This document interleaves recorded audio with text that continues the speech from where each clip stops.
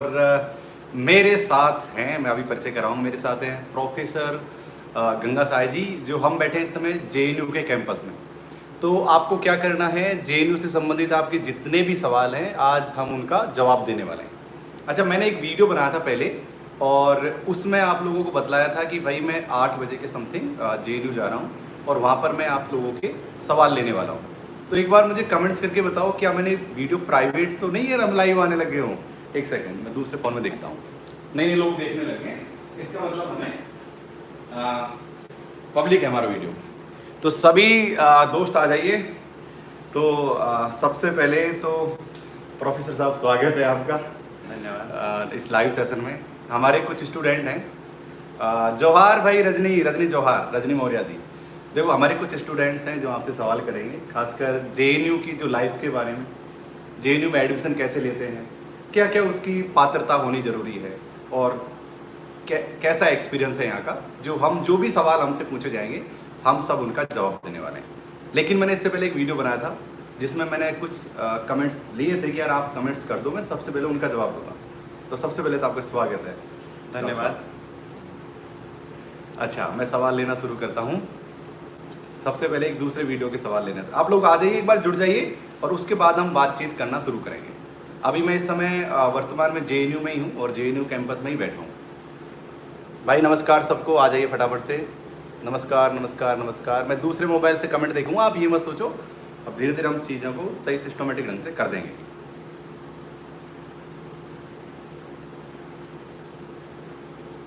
ये कुछ ऐसे स्टूडेंट्स हैं जो हायर एजुकेशन के प्रति समर्पित हैं।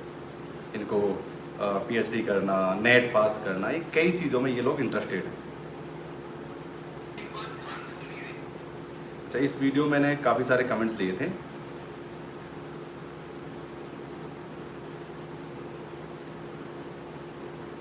आ जाइए, जल्दी जल्दी आ जाइए सबके सब।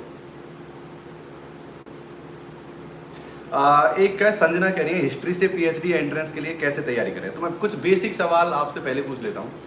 आप सबसे पहले ये बताइए कि जो भी स्टूडेंट यहाँ से, मैं सबकी बात करूँगा, एमए, बीए, पीएचडी, एमफिल सब। तो अगर कोई स्टूडेंट यहाँ से पीएचडी करना चाहे जेएनयू से, तो उसकी क्या पात्रता होनी चाहिए और उसका किस तरीके से वो एडमिशन ले सकता है, इसके बारे में बताइए। देखिए, जेएनयू में पीएचडी का तरीका पिछले वर्षों में बदला है, इसलिए ये सवाल बहुत महत्वपूर्ण है। और मैं समझता हूँ कि जेएनयू से पीएचडी करना बहुत महत्वपूर्ण भी है। इसलिए महत्वपूर्ण है कि रिसर्च की दृष्टि से शायद ये भारत का एक बेहतरीन विश्वविद्यालय, शायद इसलिए कह रहा हूँ कि BHU, Delhi university, Hyderabad university, कुछ और विश्वविद्यालय हैं जो अच्छा कर रहे हैं, लेकिन जेएनयू को generally number 1, number 2 top ranking आती है, और वो भी उसके रिसर्च की वजह से। जेएनयू शुरू ही रिसर्च के लिए हुआ। जेएनयू का रिसर्च अपने आप में खास माना जाता है, इसलिए कोई भी शोध कार्यक्रम में, किसी भी रिसर्च प्रोग्राम में यहाँ पर एडमिशन लेना और रिसर्च करना बहुत महत्वपूर्ण है। रिसर्च में एडमिशन का जो तरीका बदला है वो मैं आपको बता दूं कि हम जो जेएनयू से जुड़े हुए लोग हैं, शुरू से सोचते थे कि विद्यार्थी के अंदर हम शोध की प्रवृत्ति देखें, रिसर्च एप्टीट्यूड देखें और उसके आधार पर उसको एडमिशन दें। उसको विषय की कितनी समझ है, सब्जेक्ट का कैसा नॉलेज है, इसके आधार पर उसको एडमिशन दें। लेकिन करीब 4 साल पहले हमारे नए प्रशासन ने तय किया कि अब परीक्षा की पद्धति को हमको बदलना होगा, क्योंकि पहले परीक्षा डिस्क्रिप्टिव ढंग की होती थी। बड़े सवाल पूछे जाते थे जिनको हम निबंधात्मक सवाल कहते हैं। वो सवाल पूछे जाते थे और 70 अंकों की प्रवेश परीक्षा होती थी। बाकी के 30 अंक इंटरव्यू के आधार पर तय होते थे और उन दोनों को जोड़ करके एडमिशन होता था। लेकिन अभी ये कर दिया है कि जो एंट्रेंस एग्जामिनेशन है वो पूरी तरह से ऑब्जेक्टिव होगा। हर विषय का एंट्रेंस एग्जामिनेशन ऑब्जेक्टिव कर दिया गया है। पहले कुछ साइंसेज में ऑब्जेक्टिव था और एक आध ह्यूमैनिटीज़ और सोशल साइंसेज के विषय में भी ऑब्जेक्टिव था। बाकी सब में सब्जेक्टिव परीक्षा होती थी। तो अब 2 तरीके हैं पीएचडी में एडमिशन लेने के। एक तो ये है कि आपके पास में जेआरएफ है, तो जेआरएफ कैटेगरी में कुछ सीटें हैं। मान लीजिए किसी डिसिप्लिन में 10 सीटें हैं और 10 में से उन्होंने 5 को रख दिया JRF कैटेगरी में, 5 को रख दिया उन्होंने एंट्रेंस की कैटेगरी में, एंट्रेंस एग्जामिनेशन के थ्रू। तो आप JRF कैटेगरी में डायरेक्ट इंटरव्यू दे सकते हैं, अप्लाई करके आपको परीक्षा नहीं देनी है। और जो एंट्रेंस एग्जामिनेशन की कैटेगरी है उसमें आपको परीक्षा देनी है, परीक्षा में आप पास होंगे तो आपको इंटरव्यू देना है, तब आप उनके बराबर आएंगे। लेकिन मेरा सुझाव आपको ये रहेगा कि आप दोनों कैटेगरी में भरें अगर आपके पास JRF है तो भी, क्योंकि आप देखिए कि आप 5 सीटों में, जैसे उदाहरण के लिए मैं बता रहा हूँ कि 10 सीटें किसी डिपार्टमेंट में हैं, तो आप 10 सीटों में कंपटीशन करना चाहते हैं या 5 सीटों के लिए कंपटीशन करना चाहते हैं, तो आपकी प्रोबेबिलिटी, आपकी संभावना एडमिशन की इससे बढ़ जाएगी। अगर आप 10 सीटों के लिए फाइट करेंगे तो JRF होने के बाद भी आपको दोनों तरह का फॉर्म भरना चाहिए, प्रवेश परीक्षा का भी भरना चाहिए और JRF कैटेगरी का भी भरना चाहिए। इस वर्ष ये बात हो रही है कि हम जो सेंट्रल यूनिवर्सिटीज़ का कंबाइंड एंट्रेंस एग्जामिनेशन है उसी के थ्रू एडमिशन ले। तो अभी देखना ये है, जब अभी तक प्रोस्पेक्टस तो आ गई लेकिन फॉर्म नहीं आए हैं, तो अभी देखना ये है कि सेंट्रल यूनिवर्सिटीज़ का कंबाइंड एंट्रेंस एग्जामिनेशन है उसके थ्रू एडमिशन होते हैं, या JNU अभी तक जो अपने सेपरेट एंट्रेंस लेता रहा है उसके थ्रू एडमिशन होते हैं। इंतज़ार करिए, जल्दी इसके फॉर्म आने वाले हैं, शायद इसी हफ्ते में आ जाएँ।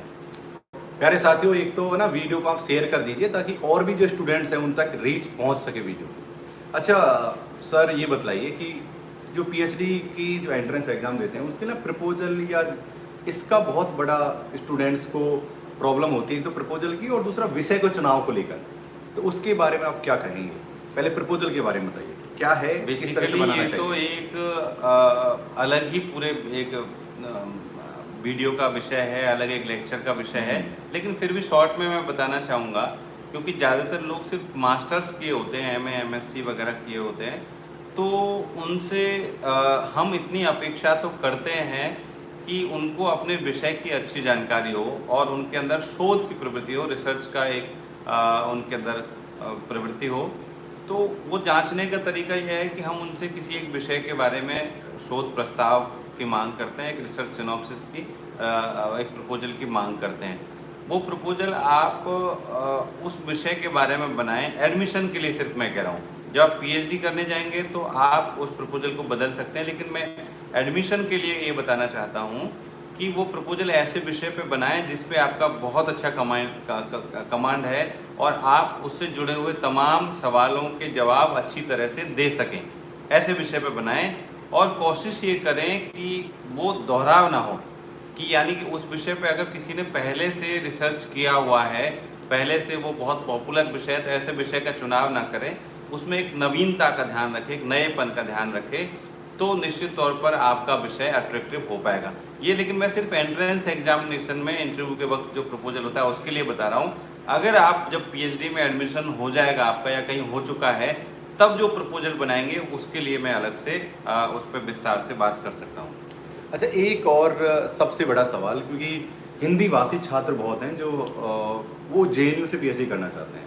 जैसे जितने भी लिटरेचर के सब्जेक्ट हैं वो तो वो कर लेते हैं, लेकिन जैसे हिस्ट्री है, ज्योग्राफी है, इकोनॉमिक्स है, उनका माध्यम क्या होता है और उनके लिए कोई उचित सुझाव दीजिए। JNU में देखिए, जो भाषाओं के अलावा यानी कि हिंदी, संस्कृत, फारसी वगैरह जो भाषाएं हैं, भाषाओं के अलावा हर किसी के लिए माध्यम अंग्रेजी ही है।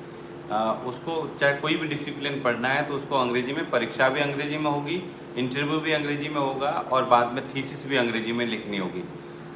कॉमर्स यहाँ पर नहीं है, किसी का बीच में कमेंट आ गया इसलिए मैं कह रहा हूँ, कॉमर्स यहाँ पर नहीं है, लेकिन किसी भी डिसिप्लिन में आप पढ़ना चाहते हैं तो आपको अंग्रेजी माध्यम में पढ़ना होगा। बस इसमें इतनी सी छूट मिल सकती है कि आपके पास में अगर प्रस्ताव अच्छा है तो आप उस प्रस्ताव पर बात हिंदी में कर सकते हैं। जो आपका प्रपोजल है, रिसर्च प्रपोजल, जो इंटरव्यू में लेकर के आप आएंगे, उसमें आप ये रिक्वेस्ट कर सकते हैं शुरू में ही कि I am not comfortable much with English, kindly proceed with Hindi.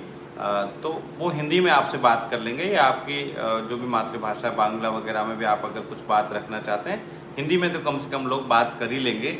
ये ज़रूर बात है कि जैसे देश के दूसरी जगहों पर या हर जगह पर ज्ञान के साथ में अंग्रेजी को जोड़ा जाता है, तो अंग्रेजी में अगर आप बोलते हैं, अंग्रेजी में प्रस्ताव बनाते हैं, अंग्रेजी में बात करते हैं, तो उसको निश्चित तौर पर ज़्यादा तवज्जो लोग देते हैं। क्योंकि ये एक माइंडसेट है जिसमें मानते हैं लोग कि अंग्रेजी ज्ञान की भाषा है, अंग्रेजी को ज़्यादा सम्मान प्राप्त है। इसलिए कोशिश करिए, अंग्रेजी मुश्किल नहीं है, आपका सब्जेक्ट पे कमांड होना, जिस विषय पे आप प्रपोजल बना रहे हैं उस पे कमांड होना ज़्यादा महत्वपूर्ण है। भाषा कभी बाधा नहीं बनती। अगर आपके सब्जेक्ट पे कमांड होगा तो आप अपनी बात कह सकेंगे, आप ज़रूर कह पाएंगे और आप अच्छा रिसर्च कर सकेंगे। तो क्या जो हिंदी भाषी जो हैं, जो हिंदी मीडियम जिनका है, जो खासकर नॉर्थ इंडिया जो है, क्या उनके लिए जेएनयू के दरवाजे बंद हैं फिर? बंद नहीं है, इसमें आप पढ़ने वालों को देखिए, सब पढ़ने वाले मतलब यहाँ पे 50% नॉर्थ इंडिया के ही हैं, 50% से ज़्यादा ही होंगे। वो लोग परीक्षा दे करके आते हैं अपना। देखिए जैसे आप इकोनॉमिक्स पढ़ रहे हैं, आप नेचुरल साइंस पढ़ रहे हैं, तो उनमें आपको अच्छी किताबें अंग्रेजी में मिलेंगी, वो आप हिंदी में पढ़ ही नहीं सकते। तो भाषा कभी बाधा नहीं बनती। और आप हिंदी में भी मान लीजिए आपने कोई चीज़ पढ़ी है तो बेसिक कॉन्सेप्ट्स आप अंग्रेजी में जानते हैं, उन कॉन्सेप्ट्स को आपका कंपटीशन किससे है? आपका कंपटीशन उन्हीं सब लोगों से हैं जो भारतीय भाषा माध्यम में भी पढ़े हुए हैं, जो अंग्रेजी माध्यम पढ़े हुए हैं, सबसे कंपटीशन है आपका। तो आपके जैसे और भी लोग हैं, इसलिए भाषा को लेकर के कभी उसको अपनी कमजोरी ना बनने दें, उसको लेकर के निराश ना हो। भाषा कभी आपकी बाधा नहीं बनेगी। मैंने देखा है कि यहाँ पर जो आज बहुत बड़े बड़े प्रोफेसर हैं जिनके नाम चलते हैं अंतर्राष्ट्रीय स्तर पर, वो सब हिंदी माध्यम में पढ़ कर के आए हैं। उन्होंने यहाँ पर एडमिशन लिया जब वो पढ़ने के लिए आए और उन्होंने यहाँ पर पढ़ाई की। एक सेमेस्टर मुश्किल आती है शुरू में भाषा के साथ में संवाद करने में, बाद में वो भाषा कभी मुश्किल नहीं होती, वो आपकी मददगार बन जाती है और आप पूरी दुनिया से एक साथ जुड़ जाते हो। बिल्कुल। कई स्टूडेंट्स के अलग अलग कमेंट्स आ रहे हैं। कुछ लोग कह रहे हैं सर इग्नू से उन्होंने कुछ पीजी किया है, क्या वो जेएनयू फॉर्म लगा सकते हैं क्या? बिल्कुल, आपने कहीं से भी, चाहे आपने कॉरेस्पोंडेंस से किया है, चाहे आपने रेगुलर मोड में किया है, आपने डिस्टेंस एजुकेशन से किया है, आपने सेंट्रल यूनिवर्सिटी से किया है, स्टेट यूनिवर्सिटी से किया है, प्राइवेट यूनिवर्सिटी से किया है, किसी से भी किया है, सबकी इक्वल वैलिडिटी है, सबकी क्वालिफिकेशन की। तो आप कहीं से भी आपने एमए किया है या जो भी क्वालिफाइंग एग्जामिनेशन आपने पास की है तो उसकी बराबर वैल्यू है। एक जया मलिक नाम की लड़कियां लगातार यही कमेंट कर रही हैं कि सर आपने किस एज में पीएचडी किया। थोड़ा सा मैं आपको बतला देता हूँ कि सर बोल दो या बड़े भ्राताश्री बोल दो, कुछ भी मतलब आप लगा लीजिए कि इन्होंने 20 साल जेएनयू में पढ़ाते हुए हो गए हैं। आप 20 साल पढ़ाते हुए, आप जेएनयू में रहते हो गए होंगे, 20 साल रहते हो गए। और मैं इनसे पहली बार 2013 के लास्ट या 2014 के फर्स्ट में इनसे मिला था, 2014 में। तो लगा लीजिए मुझे जान पहचान हुए ही 7-8 साल हो चुकी हैं। तो जेएनयू के इनके पास लंबा अनुभव है। तो आप अपने बारे में बताइए कि आपने जेएनयू में कब एडमिशन लिया? एक कन्या का थोड़ा सा बार बार क्वेश्चन है। मैं यहाँ पर मुझे पूरे 20 साल हो गए। मैंने जुलाई 2001 में एडमिशन लिया और गांव में मैं भैंस चराता था, वहाँ से मैं यहाँ पर पहुँचा। लेकिन इसमें एक बात छिपी हुई है। बात ये छिपी हुई है कि आप सोचिए कि मैं ना दिल्ली में किसी को जानता था, ना जेएनयू में किसी को जानता था। यहाँ के एडमिशन में पूरी ईमानदारी होती है। अगर आप कुछ नया सोचते हो, आप विषय के ऊपर आपका कमांड है, आप अच्छा सोचते हो, अच्छा जवाब लिखते हो, तो इस बात की हमेशा यहाँ पर बहुत इज्जत की जाती है। आप अपने असाइनमेंट्स में, अपने थीसिस में, अपने जो रिसर्च में आप जो भी काम करते हैं, आप रिसर्च पेपर्स में अगर कुछ मौलिक करते हैं, कुछ नया करते हैं, तो कभी टीचर उससे आपको रोकेंगे नहीं बल्कि प्रोत्साहित करेंगे। तो मैं यहाँ पर एमए करने के लिए आया, एमए किया, एमफिल किया, पीएचडी किया और 2007 से मैं यहाँ पर अध्यापन कर रहा हूँ। इससे पहले मैंने 1 साल पांडिचेरी यूनिवर्सिटी में भी पढ़ाया, 6 महीने मैंने दिल्ली यूनिवर्सिटी में भी पढ़ाया। तो पढ़ाने का भी अब करीब 15 साल का, 16 साल का, 15 साल का अनुभव हो चुका है। तो इतने सारे लोग देख रहे हैं इस समय 121, तो सब लोग एक बार तो वीडियो को लाइक कर दीजिए। अगर आपको जानकारी पसंद आ रही है तो वो आपका निजी मसला है, कोई बात नहीं है। अच्छा, सबसे बड़ी बात आप संक्षिप्त में बताना चाहेंगे, क्योंकि स्टूडेंट का सबसे बड़ी समस्या ये है, मैं एक अलग से विस्तार वीडियो भी रिकॉर्ड कर लूँगा कि विषय का चयन कैसे किया जाए। सबसे बड़ी दुविधा यही है स्टूडेंट्स की। मान लो किसी का इतिहास सब्जेक्ट है, ज्योग्राफी सब्जेक्ट है, अब विषय का चयन कैसा करें, क्या लेना चाहिए? प्रोफेसर से बात करते हैं तो बात ही नहीं करते सीधे मुंह स्टूडेंट से। आप बताइए। देखिए, जिस सवाल की तरफ मैं पहले इशारा कर रहा था कि ये बहुत ही इम्पोर्टेंट सवाल है रिसर्च प्रपोजल बनाने को लेकर। हमारे यहाँ पर एक उल्टी प्रविधि चल रही है। एक आप कह सकते हैं कि उल्टा एक मेथड हम इस्तेमाल कर रहे हैं। उल्टा मेथड क्या है कि सबसे पहले हम सब्जेक्ट का चुनाव करते हैं, टॉपिक का चुनाव करते हैं, जो कि गलत है। टॉपिक का चुनाव रिसर्च की प्रक्रिया में तीसरे चौथे नंबर पर आता है। सबसे पहले आपको क्या करना है कि आपको पहले खुद अपने अध्ययन के आधार पर ये तय करना है कि आपकी रुचि का क्षेत्र क्या है। यानी आप जिस भी डिसिप्लिन में, आप हिस्ट्री में हैं, आप पॉलिटिकल साइंस में, आप हिंदी में हैं, आप ज्योग्राफी में, जिसमें भी आप हैं, उसमें आपके निश्चित तौर पे हर विद्यार्थी का, कुछ विद्यार्थी ऐसे हो सकते हैं जिनका कोई रुचि का क्षेत्र नहीं होता, लेकिन हर विद्यार्थी का एक रुचि का क्षेत्र होता है जो उसको पसंद होता है कि भाई मुझे तो ये जानना है, इसके बारे में जानना है। मान लीजिए आप हिंदी में हैं, तो हिंदी में आप नवजागरण के बारे में काम करना चाहते हैं, आप छायावाद के बारे में काम करना चाहते हैं, आप प्रेमचंद के बारे में काम करना चाहते हैं, आप कथा साहित्य में, कविता में, दलित साहित्य में, स्त्रीवादी साहित्य में, या पूंजीवाद के बाद के भूमंडलीकरण के प्रभाव वाले साहित्य में, या स्वतंत्रोत्तर साहित्य में, किस में आप काम करना चाहते हैं। आप गद्य में, पद्य में, नाटक, निबंध, आलोचना, किसके बारे में काम करना चाहते हैं। एक फील्ड होता है, हर किसी को एक चीज़ पसंद होती है। आप हिस्ट्री में काम कर रहे हैं तो हिस्ट्री में कौन से हिस्से में आप काम करना चाहते हैं, वो आपको चुनना है। जब उस फील्ड, आपने एक फील्ड चुन लिया, एक एरिया चुन लिया, उस एरिया में आपने रैंडम स्टडी शुरू किया, आप उसमें जो फिर उसमें आप फिर कोई एक पर्टिकुलर चीज़ पर आकर के ठहर जाएंगे। जैसे मान लीजिए आपने हिस्ट्री में चुन लिया कि भारतीय स्वाधीनता आंदोलन का इतिहास, तो उसमें भारतीय स्वाधीनता आंदोलन के इतिहास में पढ़ते पढ़ते आपको लगा कि यार ये जो भारतीय स्वाधीनता आंदोलन के ऊपर कम्युनिस्ट लोगों का क्या असर हुआ, कम्युनिस्ट विचारधारा का, वामपंथी विचारधारा का क्या असर हुआ, ये भगत सिंह क्यों इस तरह के नारे लगाते थे, भगत सिंह ने इस तरह के लेख क्यों लिखे, और उनकी जो सोशलिस्ट पार्टी है वो क्या थी, और फिर उसमें दूसरे लोग कहाँ से जुड़े। तो ये एक एरिया आपको पसंद आ गया। एक तो इंडियन हिस्ट्री में फ्रीडम मूवमेंट ले लिया, फ्रीडम मूवमेंट में आपने भगत सिंह और लेफ्ट मूवमेंट को ले लिया।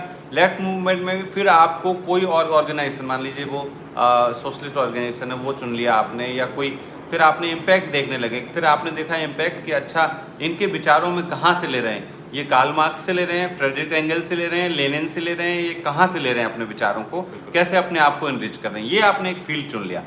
अब इसमें चुनते चुनते आपको लगेगा कि यार चलो मैं ये जानने की कोशिश करता हूँ लेनिन से कितने प्रभावित हैं, क्योंकि भगत सिंह आखिर में कह रहे थे जब उनको फांसी लगने वाली थी और उनको बुलाया गया कि भाई अब समय हो गया चलिए, तो उसने कहा कि मैं लेनिन को पढ़ रहा हूँ, थोड़ा और पढ़ लेने दीजिए मुझे और तब मैं फांसी के लिए चलूँगा।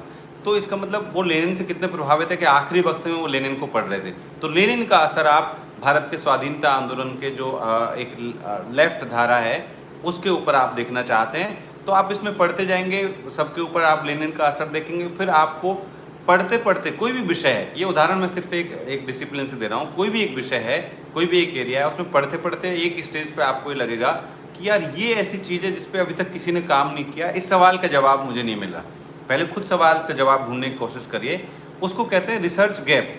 जब आप सवाल कर रहे हैं और उसके बारे में आपको कोई सामग्री नहीं मिल रही, किसी विश्वविद्यालय की थीसिस में भी नहीं मिल रही, आपको किताबों में भी नहीं मिल रही, रिसर्च पेपर्स में भी नहीं मिल रही, वो रिसर्च गैप की आप पहचान करेंगे। अगर रिसर्च गैप की पहचान कर लेंगे तो उससे आपके टॉपिक का निर्माण होगा, आप किस टॉपिक पे काम आपको करना चाहिए।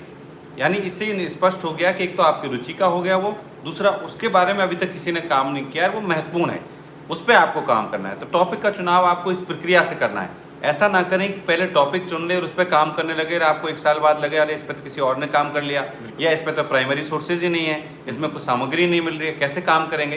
तो पहले टॉपिक का चुनाव ना करें, पहले आप उसमें रैंडम स्टडी करें, रिव्यू ऑफ लिटरेचर करें, यानी जो उपलब्ध साहित्य है उसकी समीक्षा करें।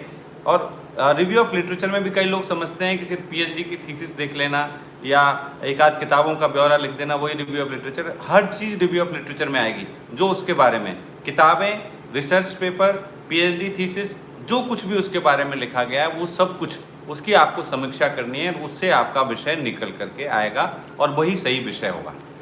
ओके, कुछ लोग बहुत कॉमन सवाल पूछ रहे हैं कि मैंने मनोहर लोहिया से ये कर रहा हूँ, मेरा जेएनयू हो जाएगा। देखो जितने भी स्टूडेंट इस तरह के सवाल कर रहे हैं, बार बार रिपीट कर रहे हैं सवाल उसको, आप भारतवर्ष के किसी भी विश्वविद्यालय से अगर आप पीजी आपने किया है तो जेएनयू से आप सब कुछ कर सकते हैं, इग्नू से किया है, कहीं से भी किया है। तो ऐसे सवाल आप मत करो, बार बार एक ही कमेंट्स को आप रिपीट कर रहे हो।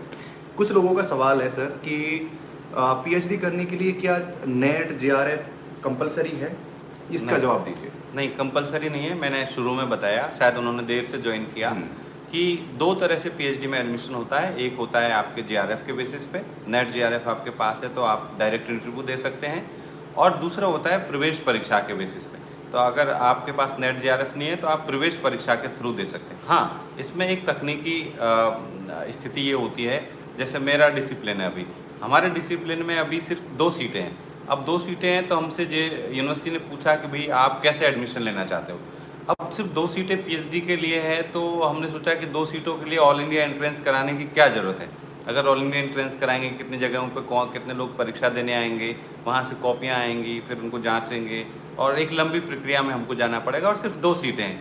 तो फिर हमने तय किया कि हम ऐसा करेंगे कि सिर्फ जेआरएफ बेस पे, तो जिनके पास में नेट जेआरएफ है उनको हम वो फॉर्म भर सकेंगे और उनको हम इंटरव्यू के लिए बुलाएंगे और फिर उसके आधार पे हम सिलेक्शन करेंगे। तो कुछ दूसरे डिपार्टमेंट्स में भी ऐसा हो सकता है, कई डिपार्टमेंट्स में जहाँ पे कम सीटें हैं वो सिर्फ जेआरएफ के बेसिस पे लेकिन ज़्यादातर डिपार्टमेंट्स में जेआरएफ के बेसिस पे भी और एंट्रेंस के बेसिस पे, दोनों के बेसिस पे बेसिकली इंटरव्यू तक आप पहुँचते हैं, फिर इंटरव्यू के आधार पे आपका सिलेक्शन होता है। लेकिन जो प्रवेश परीक्षा के थ्रू होता है उसमें प्रवेश परीक्षा की वैल्यू एंट्रेंस एग्जामिनेशन की वैल्यू 70% है और इंटरव्यू की वैल्यू 30% है, और जो जेआरएफ के बेसिस पे होता है वो 100% इंटरव्यू के बेसिस पे होता है।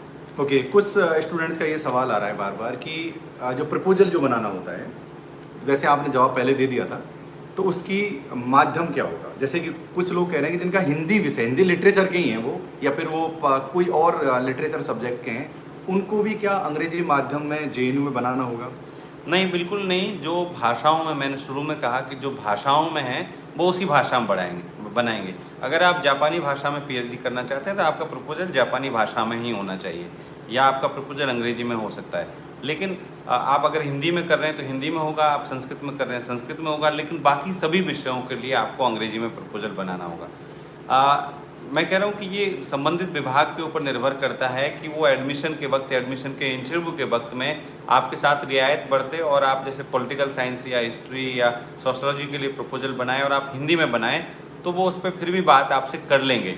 अगर आपके प्रपोजल में दम है, आपके आइडिया में, रिसर्च का जो आपका आइडिया है उसमें अगर दम है तो वो आपसे उस विषय में बात कर लेंगे। प्रखर द्विवेदी एक सवाल कर रहे हैं, अगर आज के टाइम को देखते हुए जेएनयू से हिंदी एमए के साथ यूपीएससी की प्रिपरेशन में हेल्प मिलेगी क्या? बताइए। ये तैयब साहब 2-3 बार पूछ चुके हैं कि उर्दू में, हाँ। उर्दू में प्रपोजल सिर्फ पीएचडी उर्दू के लिए बना सकते हैं, दूसरे विषयों के लिए नहीं। हाँ, अब आप अपना सवाल। हाँ, प्रखर द्विवेदी कह रहे हैं कुछ एमए करना चाहता है कोई स्टूडेंट यहाँ से और चाहता है कि मुझे यूपीएससी की तैयारी भी करनी है, तो क्या जेएनयू में रहते हुए संभव है ये चीज़?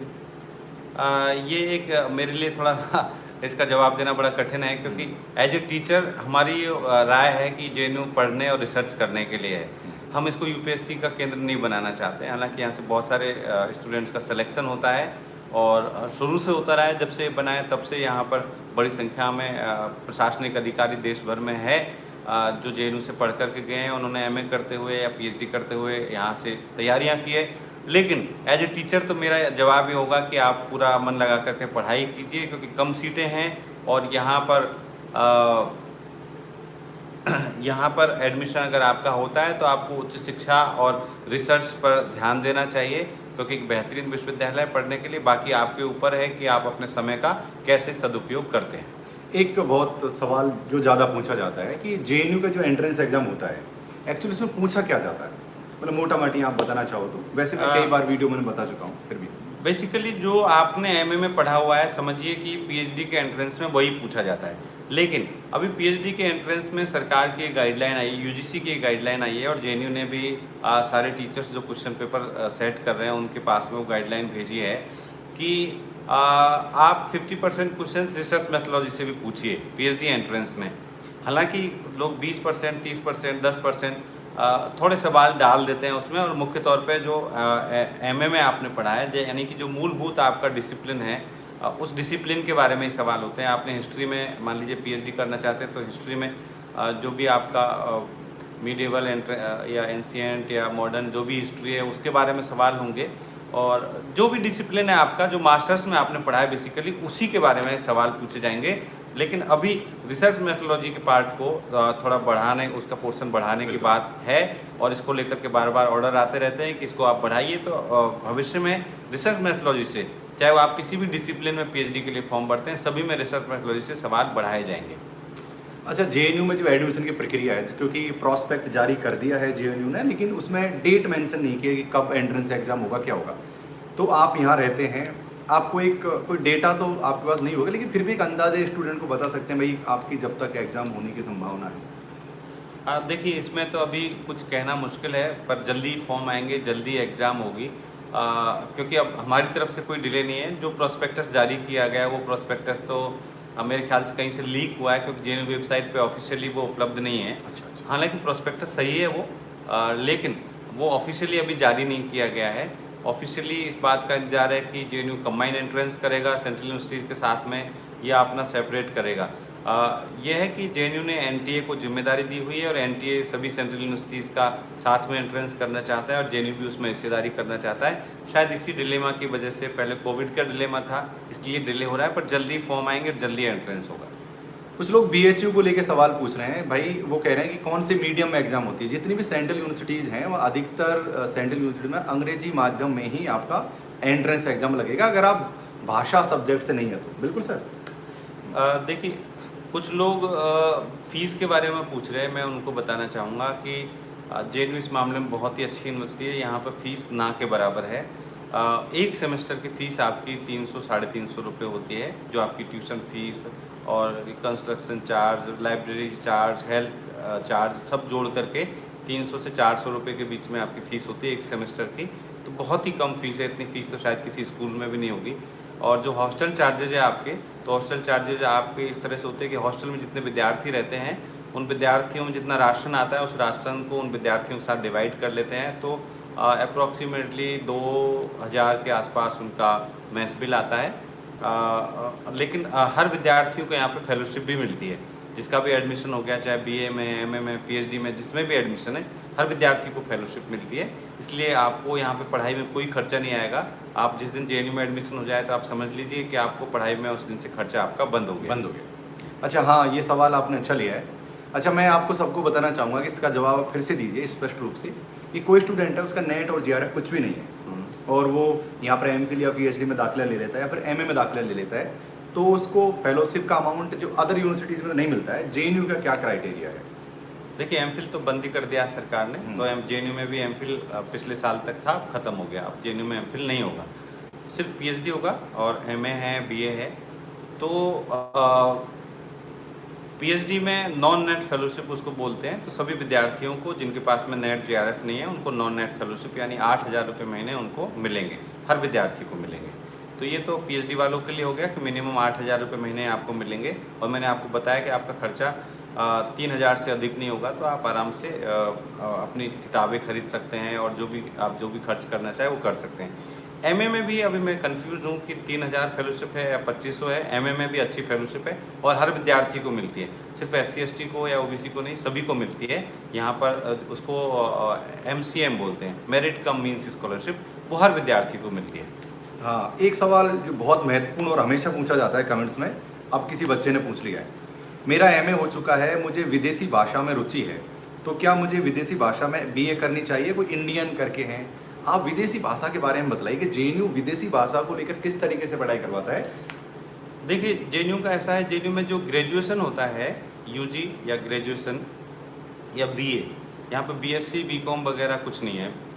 लेकिन यहाँ पे बीए है, बीए ऑनर्स, वो विदेशी भाषाओं में है। तो विदेशी भाषाओं में करीब 10 भाषाएं यहाँ पर हैं, जैसे फ्रेंच है, जर्मन है, अरेबिक है, पर्शियन है, रशियन है, स्पेनिश है, चाइनीज़ है, जापानीज़ है, कोरियन है, पुर्तगीज़ है, पार्ट टाइम है पुर्तगीज़। तो करीब करीब 10 भाषाएं यहाँ पर है। इन सब में बीए होता है, और इसके लिए कोई क्वालिफिकेशन नहीं है। आपने 12वीं पास किया हो, एंट्रेंस एग्जामिनेशन दीजिए, आपको 0 से पढ़ाएंगे। और अब इससे अगला सवाल लोगों का ये होता है कि भाई विदेशी भाषा पढ़ने का फ़ायदा क्या है? जैसे आप नॉर्मल बीए करते हैं, अगर किसी यूनिवर्सिटी से, कहीं से अच्छी यूनिवर्सिटी से करेंगे, आपके बीए की कोई वैल्यू नहीं है। बीए करने के बाद भी आप उन बेरोज़गारों की कतार में हैं जिन्होंने बीए नहीं किया है, और बीए किया है उनकी सबकी बराबर सी स्थिति है। लेकिन अगर आपने विदेशी भाषा में बीए कर लिया है, तो भाषा के हिसाब से मार्केट में आपको जॉब अपॉर्चुनिटीज़ बढ़ गई है आपकी। आप मान लीजिए आपने फ्रेंच में बीए कर लिया है, आपने जर्मन में बीए कर लिया है, तो आप ये मान के चलिए कि आप 50,000 रुपये महीने कमाने की स्थिति में है।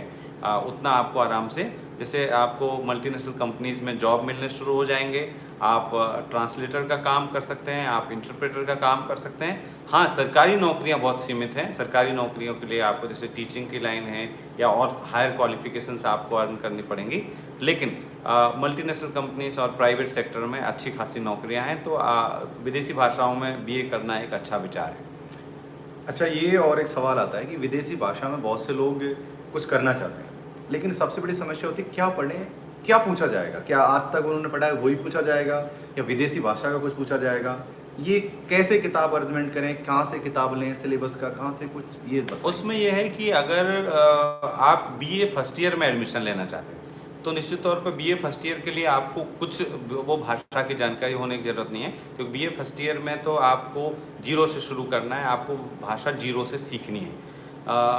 तो आपको जनरल नॉलेज, रीजनिंग और सामान्य चीज़ें जो प्रतियोगी परीक्षाओं में पूछी जाती है, अंग्रेजी का सामान्य नॉलेज, जनरल नॉलेज और रीजनिंग वगैरह आपसे पूछी जाती है। छोटे छोटे सवाल, ऑब्जेक्टिव सवाल आते हैं, पहले छोटे जवाब वाले, एक शब्द दो शब्द में जिनका जवाब देना है, ऐसे सब्जेक्टिव भी पूछे जाते थे, लेकिन अब सिर्फ ऑब्जेक्टिव है, तो उनके आधार पे आपका सिलेक्शन होता है। लेकिन आप सेकंड ईयर में एडमिशन लेना चाहते हैं, बीए सेकंड ईयर में, या एमए में एडमिशन लेना चाहते हैं, या आप पीएचडी में एडमिशन लेना चाहते हैं, तो निश्चित तौर पे आपको उस भाषा का ज्ञान होना जरूरी है। एक सवाल बार बार पूछा रहा है, अनुराधा फिर से कह रही हैं, सर नेट जेआरएफ नहीं तो जेएनयू में पीएचडी में एडमिशन तो हो जाएगा, एक बार फिर से बता दीजिए। यही कंफ्यूजन रहता है स्टूडेंट्स को हमेशा। ये आपके डिसिप्लिन पर निर्भर करता है कि अगर आपका नेट जेआरएफ नहीं है और आपके डिसिप्लिन में मान लीजिए 10-15 सीटें हैं और उन्होंने तय किया हुआ है कि वो एंट्रेंस एग्जामिनेशन के थ्रू लेंगे, तो 70% तो आपके एंट्रेंस एग्जामिनेशन के मार्क्स होंगे और 30% आपके इंटरव्यू के होंगे, नेट जेआरएफ की ज़रूरत नहीं है। मैंने कहा कि एक दूसरी स्थिति अब ये पैदा हो गई है कि सीटों की कहीं कहीं किसी किसी डिपार्टमेंट में बहुत कम संख्या है, एक सीट है किसी डिपार्टमेंट में, अब एक सीट के लिए वो एंट्रेंस एग्जामिनेशन नहीं करना चाहते, वो एक सीट को भरना चाहते हैं डायरेक्ट जेआरएफ के थ्रू। तो जेआरएफ के थ्रू उन्होंने विद्यार्थियों को कॉल कर लिया, उम्मीदवारों को, और उनका इंटरव्यू लिया और उनका एडमिशन कर लिया। तो ये डिसिप्लिन के ऊपर निर्भर है, लेकिन बिना नेट जेआरएफ के भी आपका एडमिशन हो सकता है। ओके, राहुल कुमार एक ने सवाल पूछा है, सर एमएससी का एंट्रेंस कब होगा? एक सवाल तो ये है, और दूसरा है कि सर असिस्टेंट प्रोफेसर के लिए पीएचडी क्या कंपलसरी हो गई है 1 जुलाई से? स्पष्टीकरण दीजिए इस पर। एमएससी के लिए तभी एंट्रेंस होगा जब सबके लिए होगा। अभी एंट्रेंस की डेट नहीं आई है, तो जब सबकी आएगी तो एमएससी की भी आ जाएगी। और हाँ, अब पीएचडी को अनिवार्य किया जा रहा है, कई राज्यों ने कर लिया है, झारखंड ने कर दिया है, कई राज्य कर रहे हैं, और शायद सेंट्रल यूनिवर्सिटीज में भी ये कंपलसरी। अब तो पीएचडी होना ही चाहिए, पहले बिना पीएचडी के हो जाता था, लेकिन अभी क्या है कि एक तो कंपटीशन इतना ज़्यादा है कि आपको पीएचडी के बिना तो कंसीडर नहीं करेंगे, आपको शॉर्ट लिस्ट नहीं होंगे। जब मान लीजिए एमए और नेट के आधार पर असिस्टेंट प्रोफेसर बनते हैं, तब भी पीएचडी जरूरी है, क्योंकि पीएचडी के बिना आप शॉर्ट लिस्ट नहीं हो पाएंगे। और अभी तो सरकार पीएचडी को जरूरी कर रही है, इसलिए पीएचडी तो होना ही चाहिए। बिल्कुल जरूरी कर रही है, लेकिन आज तक की डेट का सिनेरियो ये है कि अभी जितने भी यूनिवर्सिटी कैंपस हैं, जैसे चाहे जेएनयू हो, चाहे डी हो, चाहे बीएच हो, चाहे जितनी भी सेंट्रल यूनिवर्सिटी के कैंपस हैं, ये वहाँ पर लागू की जा रही है। जितने भी पीसीएस जो लेते हैं, जैसे लाइक आरपीएससी ने एंट्रेंस एग्जाम के थ्रू असिस्टेंट प्रोफेसर बना रहे हैं, या बीपीएससी है, वो उन्होंने अभी तक पीएचडी को कंपलसरी नहीं किया है। आगामी समय में तो हो सकता है, मेरी जानकारी तो यहाँ तक है, तो आप इसके बारे में कुछ कहिए। हाँ, अभी तक नहीं किया था, लेकिन अभी ये प्रोविजन आया है, यूजीसी की तरफ से निर्देश आया, और इसलिए राज्य सरकारें कर रही है। बेसिकली ये स्टूडेंट्स को शॉर्ट लिस्ट करने के लिए, हमारे पास में इतनी ज़्यादा संख्या हो गई है, यानी जो एम्प्लॉयर है, चाहे वो कोई राज्य लोक सेवा आयोग हो या कोई यूनिवर्सिटी हो, मान लीजिए हिंदी में एक सीट आती है जेएनयू में या डीयू में, अब वो एक सीट पे 5000 लोग फॉर्म भरेंगे, तो 5000 में शॉर्ट लिस्ट कैसे करें? तो अब कोई तो उसके लिए परीक्षा लेता है, अब परीक्षा तो वो दे चुके हैं, नेट कर चुके हैं, तभी उन्होंने फॉर्म भरा है। तो उनको शॉर्ट लिस्ट करने के लिए, कम करने के लिए हर यूनिवर्सिटी धीरे धीरे अब पीएचडी को एक अनिवार्य योग्यता के तौर पर स्वीकार करती जा रही है। सचिन कुमार के काफ़ी अच्छा क्वेश्चन है कि सर किसी विषय पर कितना शोध हो चुका है, इसकी जानकारी एक गांव में बैठे हुए स्टूडेंट को कैसे मिलेगी? इसकी जानकारी है कि अपने सब्जेक्ट पे आप गांव में बैठे हैं, शहर में बैठे हैं, इससे फ़र्क नहीं पड़ता। आप रिसर्च करना चाहते हैं तो आपको पढ़ना पड़ेगा। आप गांव को अपनी कमजोरी मत बनाइए। आज के दौर में ख़ास तौर पे जो इन्फॉर्मेशन टेक्नोलॉजी का दौर है, इसमें मैं आपको 1-2 वेबसाइट बता देता हूं, जहाँ से आपको एक तो संबंधित विश्वविद्यालय, जिस विश्वविद्यालय, मान लीजिए आप किसी विश्वविद्यालय में अप्लाई कर रहे हैं तो उस विश्वविद्यालय की वेबसाइट पे जाके देखिए वहाँ पे कौन कौन से शोध हुए हैं। जो लाइब्रेरी का पोर्शन होता है विश्वविद्यालय की वेबसाइट में, चाहे जेएनयू की वेबसाइट देखिए, डीयू की देखिए, हैदराबाद यूनिवर्सिटी की, तो उस विश्वविद्यालय के शोधों के बारे में तो उस विश्वविद्यालय की वेबसाइट पर आपको जानकारी मिल जाएगी। फिर शोध गंगा नाम से वेबसाइट है जिसमें सभी विश्वविद्यालयों की थीसिसें उपलब्ध हैं, ना केवल विषयों की जानकारी बल्कि पूरी की पूरी थीसिस वहाँ पे पीडीएफ में उपलब्ध है। बिल्कुल। तो थीसिस पढ़िए, इससे आपको खुद आइडिया लगेगा थीसिस लिखी कैसे जाती है, शोध किया कैसे जाता है। तो शोध गंगा को आप देखिए, और दूसरे कई सोर्सेज आपको मिल सकते हैं जहाँ पर जैसे एक डेलनेट करके वेबसाइट है, वो दूसरे सारी लाइब्रेरीज का एक कंबाइंड एक रिसोर्स है जहाँ पे एक केंद्र है, वहाँ से आप चीज़ें देख सकते हैं। देखो शोध गंगा के ऊपर मैंने वीडियो बना रखा है, आप शोध गंगा डॉक्टर लोकेश वाले लिख देना, मिल जाएगा।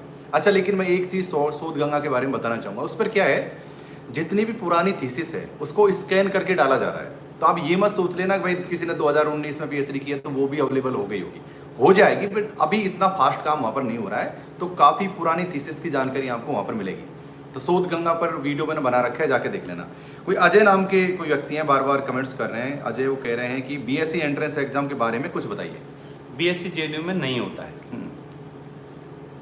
बीएससी बीए नहीं होता है, बीए केवल विदेशी भाषा में होता है, और इसके बाद में पीजी से शुरुआत होती है। चाहे आप एमए कर लो, या अब एमफिल तो खत्म हो गया है, पीएचडी कर लो, या फिर आपको पीजी से ऊपर यहाँ पर जो भी कुछ करना है उसके कुछ विषयों में तो पीजी भी नहीं है, कुछ विषयों में सिर्फ पीएचडी है। तो ये डिपेंड करता है आप कौन से विषय में एडमिशन लेना चाहते हैं। ठीक कहा इन्होंने, ज़्यादातर विषय मास्टर्स से शुरू होते हैं। हाँ, और कॉमर्स है नहीं, इस बात को ध्यान रखना आपको। कॉमर्स भी नहीं है, मेडिकल भी नहीं है। अभी यहाँ पे इंजीनियरिंग और मैनेजमेंट शुरू हुआ है। अच्छा, एक बड़ी बात मैं आपसे पूछना चाहूँगा, जो राजीव गांधी जो फेलोशिप थी उसका करंट स्टेटस क्या है? काफ़ी लोग परेशान रहते हैं। राजीव गांधी फेलोशिप तो जारी है, वो एससी को, एसटी को, ओबीसी को और माइनॉरिटीज़ को मिलती है। उसके नाम अलग अलग हैं।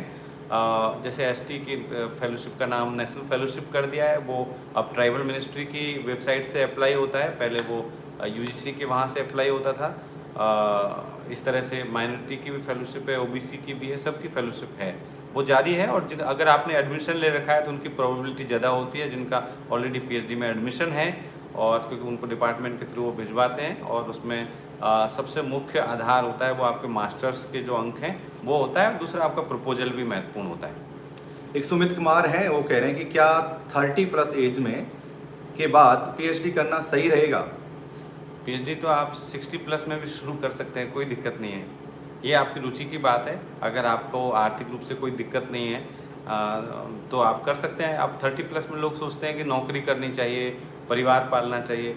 अगर आपके पास में समय है और पैसे की कोई दिक्कत नहीं है तो ज़रूर पीएचडी कीजिए। हाँ बिल्कुल, पीएचडी करनी चाहिए, हायर एजुकेशन की तरफ तो बढ़ना ही चाहिए आदमी को। ओके, और भी बहुत सारे सवाल आ रहे हैं, आप भी देख पा रहे होंगे, लेकिन खासकर जो बड़ा सवाल यही है कि जेएनयू की एग्ज़ाम कब होगी? एग्ज़ाम बस आप वेबसाइट देखते रहिए। हाँ। एनटीए की वेबसाइट देखते रहिए, नेशनल टेस्टिंग एजेंसी, और जेएनयू की वेबसाइट देखते रहिए। मैं भी नहीं समझ पा रहा हूँ कि अब डिले किस बात का। अब तो सब चीज़ रेडी है, और कोविड भी कमज़ोर पड़ गया है, तो निश्चित तौर पे जल्दी एंट्रेंस होना चाहिए। इतने ज़्यादा सवाल आ रहे हैं, मैं तो पढ़ भी नहीं पा रहा हूँ। मेरे साथ भी यही हो रहा है। कई लोग कह रहे हैं कि क्या एजुकेशन सब्जेक्ट है यहाँ पर, आपकी जानकारी? हाँ, यहाँ पे एजुकेशन, मैंने कहा ना, कई विषयों में तो सिर्फ ये पीएचडी से शुरू होता है। तो यहाँ पे एजुकेशन है, लेकिन सिर्फ पीएचडी के लिए। बीएड एमएड नहीं होता है, मास्टर्स भी नहीं होता है, मतलब मास्टर्स इन एजुकेशन भी नहीं है। यहाँ पे सिर्फ पीएचडी इन एजुकेशन है, और वो उसके 4 डिसिप्लिन हैं। यहाँ पे एक सेंटर है जिसका नाम है centre for Zakir Hussain studies, वो एजुकेशनल स्टडीज़, वो एजुकेशन के बारे में रिसर्च कराते हैं। उसमें भी 4 हिस्से उन्होंने बना रखे हैं। एक एजुकेशन जो सोशलॉजी से जुड़ा हुआ एजुकेशन है, एजुकेशन सोशलॉजी, एक इकोनॉमिक्स है, उसमें एक हिस्ट्री है।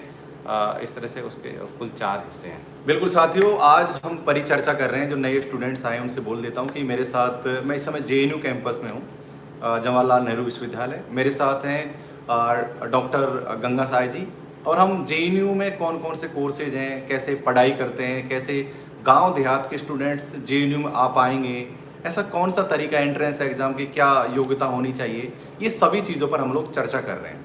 तो आप लोग जितना संभव हो सके जेएनयू से जुड़े हुए सवाल करें, और अदर यूनिवर्सिटी से जुड़े हुए सवाल ना करें, क्योंकि उसके लिए हम कोई अलग से सेशन रख लेंगे। तो जेएनयू से संबंधित आपके जो भी सवाल हैं, आप वो बारी बारी से हमसे पूछते जाइए। दरअसल कई सवाल तो बार बार आ रहे हैं, वो इसलिए आ रहे हैं शायद उन्होंने शुरू से ये ज्वाइन नहीं किया। बिल्कुल। जसवंत, फीस के बारे में बता चुका हूँ, फीस यहाँ पे ना के बराबर है। और सुमन कुमार जी का सवाल बार बार आ रहा है कि एंट्रेंस किस लैंग्वेज में होगा। एंट्रेंस सबका भाषाओं को छोड़ करके सबका अंग्रेजी माध्यम में होता है। क्या लॉ है यहाँ पर? यहाँ पे लॉ है, लेकिन वो भी सिर्फ पीएचडी के लेवल पर है। हाँ। एक सेंटर है, centre for law and governance, उसमें आप लॉ में रिसर्च कर सकते हैं। बिल्कुल। अब मुझे ये बतलाइए, हम अपनी इसको स्ट्रीम को एंड करेंगे। जेएनयू का जीवन कैसा है एक छात्र के लिए जो गांव देहात से उठकर जेएनयू पढ़े? क्योंकि शहरों में आने से लोग कतराते हैं। हमारे कई हिस्से ऐसे हैं अभी देश के जहाँ से शहरों में आने से लोग कतराते हैं, तो जेएनयू कैसा उनके लिए? एक ये बार बार सवाल आ रहा है आर्ट्स एंड एस्थेटिक्स के बारे में। देखिए, आर्ट्स एंड एस्थेटिक्स के बारे में बेहतर ही होगा कि पीएचडी के टिप्स वगैरह आप पुराने पेपर देखिए, वेबसाइट पे आपको पुराने पेपर मिल जाएंगे, और किसी अध्यापक से या छात्र से आप बात करने की कोशिश कीजिए, उससे आपको आइडिया लग पाएगा। क्योंकि देखिए, एक व्यक्ति सभी डिसिप्लिन्स के बारे में नहीं बता सकता कि टिप्स, खासतौर पर टिप्स जैसा नहीं है। आपको उस विषय में जितनी गहराई होगी उतनी संभावना अधिक होगी, ये मैं मानता हूँ। आपने सवाल पूछा कि जेएनयू का जीवन कैसा है। जेएनयू मैं मानता हूँ, क्योंकि मेरा तो 20 साल का रिश्ता हो गया जेएनयू के साथ में, और जेएनयू से बहुत प्यार भी है। क्योंकि जेएनयू से प्यार की वजह यही है कि जेएनयू हमको पढ़ना सिखाता है कि पढ़ने का मतलब क्या है।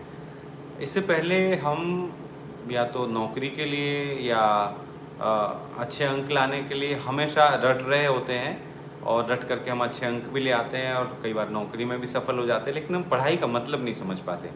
पढ़ाई का मतलब अपने परिवेश को, देश दुनिया को बेहतर ढंग से जानना है, और इस दुनिया को हम बेहतर बनाने में क्या योगदान कर सकते हैं, अपने नॉलेज ट्रेडिशन में, ज्ञान परंपरा में क्या जोड़ सकते हैं। पढ़ाई का मतलब ये है, और ये जेएनयू सिखाता है। यानी किताबों को आपको पढ़ते वक्त समझना है कि उनमें जो लिखा हुआ है उसका मतलब क्या है, और उसमें हम क्या कंट्रीब्यूट कर सकते हैं। किताब में लिखा है वो सही है या नहीं है, उसको कैसे एग्जामिन करें, उसका कैसे मूल्यांकन करें। तो पढ़ाई के लिए एक बहुत ही बेहतरीन जगह है, एक अच्छा विश्वविद्यालय है। ज़रूर हर किसी को यहाँ पर एक बार तो पढ़ना ही चाहिए, भारत को समझने के लिए, पढ़ाई को समझने के लिए। और बहुत ही सुरक्षित कैंपस है, कोई खर्चा नहीं है। ज़्यादातर विद्यार्थियों को हॉस्टल मिल जाता है, हॉस्टल में आप आराम से रह सकते हैं। अच्छा एकेडमिक माहौल है, आपको हर जगह कुछ ना कुछ सीखने को मिलता है। मैं और सारे वीडियो जारी कर दूंगा, काफ़ी सारे यहाँ के कैंपस के वातावरण के, माहौल के, वो काफ़ी सारे वीडियोज आपको मिल जाएंगे, उसकी आप चिंता ना करें। अच्छा, कई सवाल फिर से घूमकर बार बार आ रहा है, क्या साथ नए जुड़े होंगे कि जेएनयू पढ़ने का खर्चा क्या है? फिर से बतला दीजिए। खर्चा ये मान लीजिए, आप शॉर्ट में कहूँ तो कुछ नहीं है, क्योंकि आपका जितना खर्चा होगा उतनी आपको फेलोशिप मिल जाएगी। आपका खर्चा एनुअली 400 रुपये के आसपास, 300-400 रुपये एक सेमेस्टर की आपकी फ़ीस है, पढ़ाई की फ़ीस। हॉस्टल का चार्ज आपका 2 से 2,500 के बीच में हर महीने लगता है, और आपको फेलोशिप मिल जाती है। तो आप बहुत नॉमिनल, एक मिनिमम जितनी पढ़ाई में खर्च हो सकता है, इतनी सस्ती यूनिवर्सिटी शायद कोई दूसरी नहीं होगी। हाँ बिल्कुल, ये बात सही है एकदम। और किसी के सवाल, बहुत सारे सवाल आ रहे हैं, बहुत सारे लोगों के छूट रहे हैं हमसे, किसी के हम लोग ले पा रहे हैं। एक तो ना बार बार रिपीट मत करो। हिंदी से एमए करने के लिए इंग्लिश आना जरूरी नहीं है। किसी ने पूछा कि हिंदी से एमए करने के लिए, नहीं, बिल्कुल नहीं। जो भाषाओं में आप अगर मास्टर्स करना चाहते हैं, पीएचडी करना चाहते हैं, तो वो भाषा आनी जरूरी है, आपको इंग्लिश आना जरूरी नहीं है। एक बच्चा पूछ रहा है, सर आपके अनुसार साहित्य का अध्ययन कैसे किया जाए? ये तो बड़ा जटिल सवाल है। साहित्य में आप क्या पढ़ रहे हैं और अध्ययन कैसे किया जाए, और कैसे किया जाए, तो उस पर डिपेंड करता है कि आप कौन सी विधा की रचना पढ़ रहे हैं, किस रचनाकार को पढ़ रहे हैं, उसी के आधार पर इसका जवाब दिया जाएगा। एक सवाल अच्छा है, जॉब के साथ पीएचडी। जॉब के साथ पीएचडी नहीं किया जा सकता। जॉब के साथ पीएचडी की शर्तें हैं। जैसे एक तो कोर्स वर्क के दौरान आपको छुट्टी लेनी होगी। अगर आप ऑलरेडी जॉब में हैं और आप पीएचडी करना चाहते हैं, तो आपको जब कोर्स वर्क होगा 6 महीने का या साल भर का, हर डिपार्टमेंट में अलग अलग है, कहीं 6 महीने का कोर्स वर्क है, कहीं साल भर का कोर्स वर्क है। तो उस कोर्स वर्क के दौरान आपको अपने डिपार्टमेंट से, जहाँ पे आप नौकरी कर रहे हैं, वहाँ से आपको छुट्टी लेनी होगी। दूसरा आपको ये करना है कि कोर्स वर्क पूरा होने के बाद में भी आप पीएचडी तभी जारी रख सकते हैं जब आप दिल्ली एनसीआर में कोई एकेडमिक जॉब कर रहे हैं। अगर आप दिल्ली या एनसीआर यानी कि इधर मेरठ गाजियाबाद तक, उधर अलवर तक, इस इलाके में रहते हुए या गुड़गांव या फरीदाबाद और दिल्ली यहाँ पर रहते हुए अगर आप कोई एकेडमिक जॉब कर रहे हैं यानी पढ़ने पढ़ाने का कोई जॉब कर रहे हैं, तब आप जेएनयू से पीएचडी कर सकते हैं नौकरी के साथ साथ, लेकिन कोर्स वर्क में छुट्टी लेनी होगी और एकेडमिक जॉब एनसीआर में होना चाहिए। अन्यथा आप जेएनयू से रेगुलर, क्योंकि पीएचडी एक रेगुलर फुल टाइम कोर्स है, वो आप नौकरी के साथ नहीं कर सकते। बिल्कुल। तो ये बहुत सारे सवाल हो गए हैं और लाइव चलते हुए हमें साथ एक घंटा हो चुका है। और भी किसी स्टूडेंट का कोई यूजफुल सवाल आएगा तो ज़रूर बताएंगे। फाइन आर्ट है क्या जेएनयू में? फाइन आर्ट नहीं है, यहाँ पे आर्ट्स एंड एस्थेटिक्स है। आर्ट्स एंड एस्थेटिक्स में ही वो सारे डिसिप्लिन, सारी चीज़ें शामिल की गई। जैसे यहाँ पे जैसे केमिस्ट्री और जूलॉजी, बॉटनी सब अलग नहीं है, उनको स्कूल ऑफ लाइफ साइंसेज में डाल दिया गया है। ऐसे फाइन आर्ट को यहाँ पर school of arts and aesthetics में डाल दिया गया है। बिल्कुल। तो प्यारे साथियों, और कोई आपके कमेंट्स हो तो ज़रूर कीजिए। आज का सेशन काफ़ी अच्छा था। अगर आपको लगता है, अगर आप चाहते हो कि मैं डॉक्टर गंगा साय जी के साथ कुछ और वीडियो पर काम करूं, जैसे लाइक प्रपोजल कैसे बनाते हैं, या फिर सिनॉप्सिस कैसे लिखा जाए, या फिर एंट्रेंस की क्या प्रक्रिया है, और भी बहुत सारे ऐसे मुद्दे जो आप अक्सर मुझसे पूछते रहते हैं, अगर क्या ऐसा चाहते हैं तो आप कमेंट्स कर दीजिए मुझे। अभी मैं ऐसे वीडियोज भी उनके साथ शूट कर लूँगा। एंड दूसरा ये है कि चैनल को सब्सक्राइब कर लीजिए यार, ऐसे यूजफुल चीज़ों के लिए। नहीं क्या नहीं किया है तो वैसे आप लोगों ने कर रखा होगा, मैं जानता हूँ, इतनी बड़ा हमारा परिवार हो चुका है। हॉस्टल, अच्छा, मैं इस सवाल को पूछना चाह रहा था, जेएनयू में एडमिशन लेने वाले क्या प्रत्येक व्यक्ति को हॉस्टल ऑटोमेटिक मिल जाता है या फिर इसके लिए जिद्दोजहद करनी पड़ती है? क्या है इसका सिस्टम? प्रत्येक व्यक्ति को हॉस्टल मिल जाता है, कोई जद्दोजहद नहीं करनी है। हाँ, कुछ लोगों को देर से मिलता है और कुछ लोगों को उनको नहीं मिलता। जो दिल्ली में रहते हैं, जिनका मान लीजिए घर है, माँ बाप यहाँ दिल्ली में रहते हैं, जिनकी पढ़ाई भी पूरी दिल्ली से हुई है, तो ऐसे लोगों को लास्ट प्रायोरिटी में रखा जाता है और बाकी लोगों को हॉस्टल मिल जाता है, देर सवेर मिल जाता है। शुरू में जिनकी अच्छी रैंक है उनको जल्दी मिल जाता है, जिनकी लो रैंक है उनको थोड़ा बाद में मिलता है। बिल्कुल। अच्छा, एक बार सवाल ये मत करो बीए का एंट्रेंस कैसे थे। मैं आपको फिर से बतला दूंगा, वो सर ने भी पहले बतला दिया था कि जेएनयू के अंदर बीए नहीं होता है। अगर आप विदेशी भाषा से बीए करना चाहते हैं तो संभव है, अन्यथा यहाँ से पीजी यानी एमए से शुरू होती है, एमए से शुरू होगी सारे कोर्सेज की, तो बीए नहीं करवाया जाता है। तो पहले आप कहीं भी जहाँ भी पढ़ रहे हैं वहाँ से बीए कंप्लीट करो, देन उसके बाद में एमए का एंट्रेंस पास कीजिए। अब रही बात एमए के एंट्रेंस में क्या आएगा, तो यूजीसी नेट का जो सेकंड पेपर आता है उसको थोड़ा ढंग से पढ़ लो सब्जेक्ट वाले को, उसमें काफ़ी कुछ आपका हद तक कवर हो जाएगा। या फिर मैंने अलग से वीडियो बना रखा है जेएनयू एंट्रेंस के लिए, उन सबको तो आप देख सकते हो। लोग पूछ रहे हैं संस्कृत है कि हाँ बिल्कुल संस्कृत है, और संस्कृत का अलग से स्कूल है, काफ़ी समृद्ध है। संस्कृत पढ़ सकते हैं आप, पाली प्राकृत वगैरह भी पढ़ सकते हैं। उर्दू भी यहाँ पे, उर्दू के बारे में सवाल है। गॉड कुमार दास कह रहे हैं कि what's the language of interview और history PhD in JNU? Language तो देखिए इंग्लिश है, हर चीज़ की लैंग्वेज इंग्लिश है। पर अगर आपने हिंदी में भी प्रपोजल बनाया तो आपसे बात कर लेंगे, आपको भगाएंगे नहीं, लेकिन इम्प्रेशन तो इंग्लिश से ही ज़्यादा अच्छा पड़ता है। और सबसे बड़ी चीज़ है आपका सब्जेक्ट पे कमांड। आपका सब्जेक्ट नॉलेज अच्छा है, अगर आपका प्रपोजल अच्छा है तो भाषा उसमें आपकी बाधा नहीं बनती है। सुनील चौधरी कह रहे हैं पीएचडी में एडमिशन होने के बाद जेआरएफ होने पर जेआरएफ के बेस पर फेलोशिप मिलना स्टार्ट हो जाती है क्या सर? बिल्कुल हो जाती है यार, वो तो किसी भी यूनिवर्सिटी में हो जाती है। बिल्कुल। तो साथियों, और भी जो भी स्टूडेंट्स को बाद में देख रहा है, बाकी के कमेंट्स बॉक्स आपके लिए खुला है, आप बस सवाल दाग दीजिए, मैं फिर से जेएनयू आ जाऊँगा, फिर से वीडियो बना लेंगे, उसका कोई इशू नहीं है। मतलब आपको हर चीज़ अच्छे से प्रोवाइड करवाई दी जाएगी। यहाँ पर कुछ टिप्स देना चाहेंगे आप? किसी ने लिखा है 2 डिग्री एक साथ वैलिड होगी, 2 डिग्री एक साथ नहीं लेनी चाहिए, ये इलीगल है। और यही है कि आप मेहनत करिए, अपने विषय के साथ दोस्ती कीजिए, पढ़ाई को बोझ मत समझिए। अगर पढ़ाई में आपकी रुचि होगी, विषय में आपकी रुचि होगी तो आप अच्छा कर पाएंगे। चाहे आप जेएनयू में पढ़ें या ना पढ़ें, फिर भी आप अच्छा कर पाएंगे, और वही ज़रूरी है। आप टेकन फॉर ग्रांटेड मत लीजिए पढ़ाई को, उसको गंभीरता से लीजिए, और अपने विषय में जितना कमांड हो सकता है उतना कमांड कीजिए, वो हमेशा आपको आगे बढ़ने में मदद करेगी।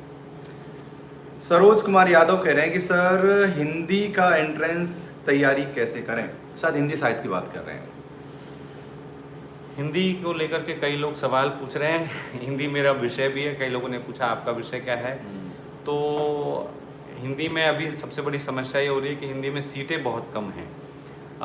इसलिए पीएचडी की सीटें बहुत कम हैं, एमए की सीटें अच्छी खासी, एमए की सीटें 30-35 सीटें हैं, लेकिन पीएचडी की सीटें कम हैं। और अगर आप एमए के बारे में पूछ रहे हैं तो एमए में के बारे में यही कहूँगा कि हिंदी साहित्य के इतिहास को अच्छे से पढ़ लीजिए, खासतौर पर रामचंद्र शुक्ल, हजारी प्रसाद द्विवेदी, डॉक्टर नगेंद्र द्वारा संपादित इतिहास, इन सबको अच्छे से पढ़ लीजिए। लक्ष्मी सागर वार्ष्णेय, बच्चन सिंह को पढ़ लीजिए और समय में बचे तो इससे आपको हिंदी साहित्य के इतिहास के तमाम कालखंडों के बारे में अच्छी जानकारी मिल जाएगी और आपका मेरे ख्याल से एडमिशन हो जाएगा। अगर आप पीएचडी करना चाहते हैं तो थोड़ा आपको आलोचना पे और शोध प्रविधि पे भी ध्यान देना होगा। आपको हिंदी साहित्य का इतिहास तो पढ़ना ही है, आपको अलग अलग विधाओं का इतिहास पढ़ना है, अलग अलग प्रवृत्तियों के बारे में पढ़ना है, जो साहित्यिक कालखंड है उनके बारे में पढ़ना है, आलोचना पर विशेष तौर पर जोर देना है और शोध प्रविधि पर भी आपको ध्यान देना है, क्योंकि उसको लेकर के भी ये है कि अभी पीएचडी एंट्रेंस में शोध प्रविधि का अच्छा खासा हिस्सा आने वाला है। सचिन कुमार का बार बार कमेंट्स आ रहा है, शायद वो विदेशी भाषा को लेकर बात कर रहे हैं। सर, किसी विषय के प्राथमिक स्रोत जैसे फारसी में उपलब्ध हैं, तो फारसी सीखना जरूरी है या कोई सेकेंडरी स्रोत से भी काम हो जाएगा? अगर कोई फारसी से करना चाहे तो उसके फारसी से अगर आप बीए करना चाहते हैं तो बीए के लिए तो आपको फारसी की जरूरत नहीं है, लेकिन अगर आप पीएचडी करना चाहते हैं, आप एमए करना चाहते हैं तो आपको फारसी आनी ही चाहिए। गौड़ कुमार दास, बार बार एक कमेंट्स मत कीजिए, आपके सवाल का जवाब मिल चुका है पहले, ठीक है? तो आप लोग रिपीट मत करिए सवालों को, ताकि जो सवाल जेन्युइन पूछ रहे हैं उनके थोड़ा ऊपर नीचे हो जाएगा।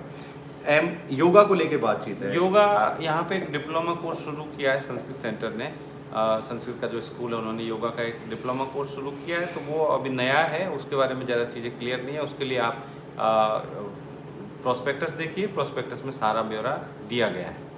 बिल्कुल बिल्कुल। एक मैंने वीडियो बना रखा है साथ इस वीडियो से 2-3 दिन वीडियो पहले, जिसमें प्रोस्पेक्ट की लिंक डाल रखी है मैंने नीचे डिस्क्रिप्शन में। एक पीडीएफ फॉर्म है, उसको देखकर उसमें आपको सारे सब्जेक्ट का आइडिया मिल जाएगा, क्या क्राइटेरिया, सब कुछ पता लग जाएगा।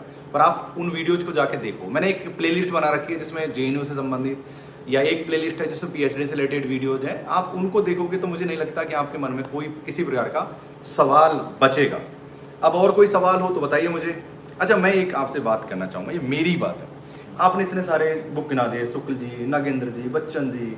अब आपको अगर ऊंचाई में लगाऊं ना तो मैं ये किताब इतनी हो गई है। तो आप बताइए, क्या इतनी किताब पढ़कर सिर्फ इतिहास के लिए, जिसका नेट की में केवल 1 यूनिट है, 2 यूनिट 3-4 यूनिट कवर होते हैं उससे, तो क्या सही रहेगा ये आज के नेट के बारे में? हम अभी जेएनयू एंट्रेंस की बात कर रहे हैं, तो देखिए अगर सिर्फ एक किताब पढ़नी हो, अगर जैसे कोई बिगनर है जिसको शुरुआत करनी है, मान लीजिए आपने हिंदी में बीए में हिंदी आपके नहीं था और आप एमए हिंदी में एडमिशन चाहते हैं, सबसे पहले आप एनसीईआरटी की किताब पढ़िए, हिंदी साहित्य का सरल इतिहास, जहाँ से आप हिंदी साहित्य के इतिहास की एक छवि आपके दिमाग में बनना शुरू होती है। और आपके पास कम समय है तो आप सिर्फ डॉक्टर नगेंद्र द्वारा संपादित किताब पढ़ लीजिए। उसमें क्या है कि कई किताबों का निचोड़ है और बहुत ज़्यादा फैक्ट है, बहुत विस्तार से अच्छे से चीज़ें लिखी हुई है। लेकिन और ज़्यादा समझ आप बनाना चाहते हैं तो इससे क्या होगा कि उन कालखंडों के बारे में आपका दोहराव भी होगा, समझ भी ज़्यादा अच्छी बनेगी, आप सोचना शुरू करेंगे और लेखक का नज़रिया भी आपको समझ में आएगा। फिर आपके पास समय बचता है तो आप जैसे लक्ष्मी सागर वार्ष्णेय का है या बच्चन सिंह का हिंदी साहित्य का दूसरा इतिहास, उनको भी आप देख सकते हैं। रामचंद्र शुक्ल का इसलिए उलट पलट करके देखना चाहिए कि उसका सम्मान बहुत ज़्यादा है। तो रामचंद्र शुक्ल ने कोई बात लिखी है, उसको जनरली कोटेशन आ जाते हैं कि ये किसने कहा है। तो वो रामचंद्र शुक्ल ने जो लिखा है किसी भी कालखंड के बारे में, तो वो बड़ा महत्वपूर्ण है, उनकी जो स्थापनाएं हैं वो बहुत महत्वपूर्ण हैं, इसलिए लोग पसंद करते हैं।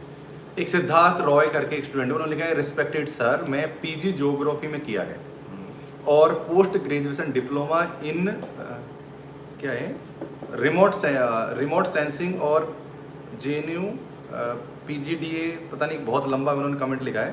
तो इंटरव्यू के बारे में पूछना चाहते हैं कि एक्चुअली इंटरव्यू में क्या पूछा जाएगा उनसे, अगर ये सब ये डिप्लोमा करना चाहते हैं। मेरे ख्याल से ये जो विषय वो बता रहे हैं ये तो यहाँ पे है नहीं, है ना? ये तो ये विषय है नहीं यहाँ पर, ठीक है।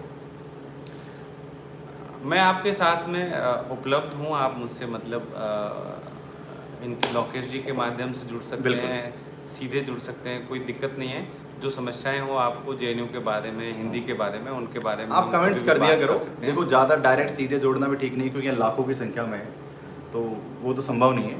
क्योंकि एक बार मैंने भी गाँव गया था, जोश जोश में फ़ोन नंबर दे दिया था, पर डे 1000 कॉल आते थे, नंबर बंद करना पड़ा। तो ये संभव तो है नहीं। बस आपके लिए एक ही रास्ता है, आप कमेंट्स कर दिया करें। हम लोग जूम पर भी आ सकते हैं साथ में, या जेएनयू, मैं जेएनयू में रहता हूँ, एक तरीके से आसपास ही रहता हूँ मैं, तो हम लोग यहाँ पर आते जाते रहते हैं, वो सभी का समाधान आपको मिल जाएगा और काफ़ी सारे वीडियोज़ के फॉर्म में आपको मिल जाएगा। तो साथियों ये सेशन बहुत अच्छा रहा। अच्छा, एक कोविड का समय चल रहा है, थोड़ी पेंडेमिक सिचुएशन है, स्टूडेंट्स को डिमोटिवेट हो रहे हैं, क्या कहना चाहोगे आप कि हायर स्टडीज़ में कैसे आगे आएं? कठिन समय है पूरे देश के लिए, दुनिया के लिए, लेकिन जैसे रात के बाद सवेरा होता है तो आप समझिए कि सवेरा होगा। अपने जीवन में कभी निराश मत होइए, चाहे कोविड की सिचुएशन है या आप किसी परीक्षा में असफल हो गए हैं तो उससे कोई घबराने की ज़रूरत नहीं है। आप उस सवेरे का इंतज़ार कीजिए, सवेरा आएगा आपके जीवन में भी, पूरी दुनिया में भी। रितु जी जो सवाल पूछ रही है शिक्षा शास्त्र में क्या पीएचडी, तो हाँ बिल्कुल है।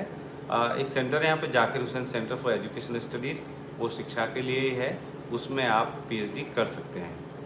पॉलिटिकल साइंस है। बिल्कुल। देखिए ये जो सामान्य सवाल है आपके कौन सा विषय है कौन सा नहीं है, तो प्रोस्पेक्टस आप एक बार देखेंगे तो आपको ये सारे सवाल तो क्लियर हो जाएंगे, कौन कौन से विषय हैं और किस विषय में कितनी सीटें इस बार हैं। ये प्रोस्पेक्टस देखने से आपके सारे सवाल क्लियर हो जाएंगे। एक बहुत ही अच्छा सवाल आया है कि सर आदिवासी साहित्य में पीएचडी की कितनी संभावना है? खूब संभावना है। आदिवासी साहित्य में कई सारे लोग पीएचडी कर रहे हैं, आप भी कर सकते हैं, जेएनयू में कर सकते हैं। अगर आप हिंदी से जुड़े हुए विषय पे करना चाहते हैं तो हैदराबाद यूनिवर्सिटी में दलित और आदिवासी अध्ययन केंद्र है, जामिया में दलित और माइनॉरिटी स्टडीज़ सेंटर है, आदिवासी विश्वविद्यालय है अमरकंटक में, इंदिरा गांधी राष्ट्रीय जनजातीय विश्वविद्यालय, उसमें आप पीएचडी कर सकते हैं। सभी विश्वविद्यालयों में कर सकते हैं। आदिवासी साहित्य तो एक नया क्षेत्र है, हिंदी साहित्य का, भारतीय साहित्य का तो नया है, तो उसमें अभी काफ़ी स्कोप भी है काम करने के लिए।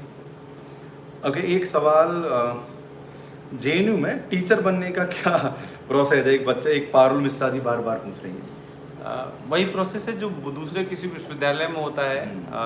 आपके पास में आपके डिसिप्लिन में मास्टर्स, नेट, पीएचडी वगैरह है, आप इंटरव्यू दीजिए, इंटरव्यू दे करके आप यहाँ पे बन सकते हैं। एक छात्र है जिसने लिख रहा है कि डॉक्टर बाली का चेला, डॉक्टर बाली सर का चेला, वो कब लिख रहे हैं कि सर जी एमए करने के बाद हिस्ट्री सब्जेक्ट में पीएचडी के एंट्रेंस एग्जाम की तैयारी कैसे और किस प्रकार से करें? प्लीज रिप्लाई कीजिए। चेले को रिप्लाई करना पड़ेगा। आपने जो एमए किया है, एमए ही आपका आधार है आपके विषय का। किसी भी विषय में आप पीएचडी करना चाहते हैं तो मास्टर्स में उस विषय के सिलेबस को आप पढ़ लीजिए और उसी से आपको मेरे ख्याल से काफ़ी मदद मिल जाएगी। फिर साथ में शोध प्रविधि को भी, रिसर्च मेथोडोलॉजी को भी थोड़ा पढ़ लीजिए, क्योंकि पीएचडी में आप रिसर्च मेथोडोलॉजी का पोर्शन भी आने वाला है। बिल्कुल, ये बहुत ज़्यादा आने वाला है। बिल्कुल, मेरे ख्याल से आप कंक्लूड करें। हाँ बिल्कुल। तो प्यारे साथियों, कोई सवाल हमने जितने आपके महत्वपूर्ण सवाल थे उनका सबने हमने रिप्लाई करने की कोशिश की है। और आपको लगता है कि कोई सवाल हमारा छूट गया है तो आप नीचे कमेंट्स कर देना या फिर दोबारा से इस वीडियो को देख लेना। उम्मीद है कि आपको फिर दोबारा सवाल पूछने की आवश्यकता नहीं पड़ेगी। तो आज हम थे जेएनयू में और प्रोफेसर गंगा साय जी के साथ में, और कुछ एक मोटिवेट कर दीजिए बच्चों को, समाप्त कर दें। मुझे देख कर के अच्छा लग रहा है कि इतने सारे लोग लाइव देख रहे हैं। इसका मतलब वो जेएनयू के बारे में जानना चाहते हैं और आपके व्याख्यानों को पसंद करते हैं, इसलिए जुड़े हुए हैं। तो ये देख कर के अच्छा लग रहा है और मैं आप सबके लिए शुभकामनाएं देता हूं कि आप सब सफल होइए। जो भी आप काम करना चाहते हैं, जिस क्षेत्र में भी आप आगे बढ़ना चाहते हैं, आप सफल होइए। अपने आप पे भरोसा रखिए, पॉजिटिव रहिए। परिस्थितियाँ कितनी भी विपरीत हों फिर भी आपको सफलता मिलेगी अगर आप पॉजिटिव रहेंगे और पूरी मेहनत और ईमानदारी के साथ आगे बढ़ेंगे। बिल्कुल साथियों। सर इसी के साथ हम हमारे लाइव सेशन को समाप्त करते हैं। कमेंट बॉक्स आपके लिए खुला है और वीडियो जा जाएंगे। धन्यवाद साथियों, शुभ रात्रि। और आखिरी सवाल, आप इस लाइव सेशन में जुड़े और हमारे जो स्टूडेंट्स हैं उनकी आपने इतनी मदद की और बेशकीमती समय निकाला, उसके लिए आपका खूब धन्यवाद। बहुत बहुत धन्यवाद आप सभी का। और आप लोग फिर से कमेंट्स करो कि हमारा निमंत्रण को फिर से स्वीकार करें और फिर से हमारे लाइव सेशन में जुड़ें। करो कमेंट्स नीचे, ताकि हम उनको फिर से लेके आएँ सर को, और फिर आपके जो भी महत्वपूर्ण सवाल हैं उनके हम जवाब दे सकें। देखिए, तो मेरा काम है, आपने मेरा काम आसान किया है। मेरा काम है विद्यार्थियों से संवाद करना। हाँ। और इसी काम के लिए मैं बना हुआ हूँ, तो मुझे तो अच्छा लग रहा है कि मैं इतने सारे विद्यार्थियों से संवाद कर पा रहा हूँ। आप सबका स्वागत है। बिल्कुल हम आगे भी ये चर्चा को जारी रखेंगे। बिल्कुल। चलिए साथियों, बहुत धन्यवाद और सभी साथियों की तरफ से आपका शुक्रिया। Thank you. गुड नाइट साथियों। फिर